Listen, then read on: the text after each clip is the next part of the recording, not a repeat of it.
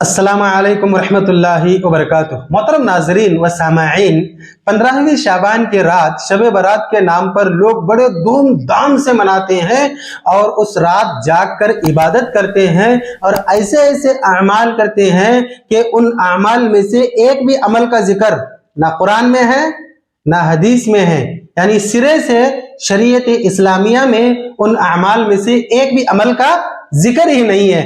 चलिए बेतरतीब मैं आपको बताऊं क्या क्या अमाल किए जाते हैं। शबे बारात यानी 15वीं शाबान की रात में जो अमाल किए जाते हैं उनमें से एक अमल है कि रूहों का घरों में आना। यह अकीदा रखकर लोग उस रात में अच्छे अच्छे अनवा और अक़साम के खाने बनाते हैं और ये अकीदा रखते हैं कि इस रात रूहें आती हैं। अल्लाह की पनाह, ये अकीदा सरासर कुरान के खिलाफ है।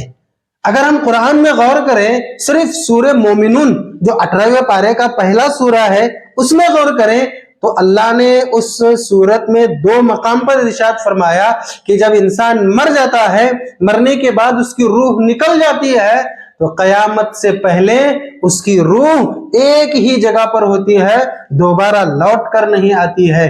और अकीदा यहाँ क्या रखते हैं? रूहें आती हैं। अल्लाह की पनाह, ये तो काफिरों का मसला हो गया कि रूह आ रही है जा रही है। और दूसरा काम शबे बारात यानी 15वीं शाबान की रात में किया जाता है वो है हलवा पकाकर मिलजुल कर हलवा खाना। और ये अकीदा रखा जाता है कि अल्लाह के रसूल सल्लल्लाहु अलैहि वसल्लम के दंदाने मुबारक शहीद हो गए तो आप सल्लल्लाहु अलैहि वसल्लम ने हलवा पकाकर खाया था। अल्लाह के बंदों को इतनी तो अकल और समझ होनी चाहिए कि अल्लाह के रसूल के जो दांत शहीद हुए थे जंगे उहद में, और जंगे उहद शव्वाल के महीने में, तो अगर खाना ही है तो पहले तो दांत तोड़ ले फिर उसके बाद खा ले। और अगर नबी की सुन्नत पर अमल करना है तो शव्वाल के महीने में करो जो रमजान के बाद का महीना आता है।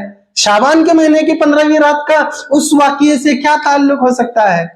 और तीसरा काम इस रात में किया जाता है वो है कब्रिस्तान की जियारत करना।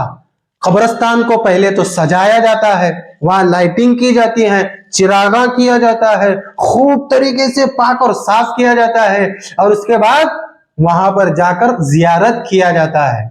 15वीं शाबान की जियारत का अगर हम जिक्र करेंगे तो इसका भी हदीस से कहीं सबूत नहीं है। और जो हदीस पेश की जाती है कि 15वीं शाबान की रात अल्लाह के रसूल गए थे कब्रिस्तान, वो हदीस सिरे से ज़ईफ है।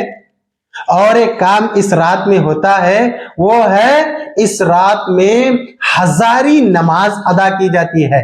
हजारी नमाज, हजारी नमाज का मतलब क्या है? अगर आप देखना चाहते हैं तो हमारा एक इस उन्वान पर वीडियो है, हम इस वीडियो के बाद आप देखेंगे नीचे डिस्क्रिप्शन में वो वीडियो मौजूद है, आप हजारी नमाज का पूरा खुलासा उसमें देख सकते हैं। हजारी नमाज पढ़ी जाती है इस रात में, और तो और इस रात में दुआएं की जाती हैं और इस रात में मन्नतें की जाती हैं। और अकीदा ये रखा जाता है कि इस रात की इबादत अल्लाह तबारक व ताला को इतनी पसंद आती है कि अल्लाह तबारक व ताला इस रात की इबादत को पसंद करके इस रात इबादत करने वाले के सारे गुनाहों को माफ करता है।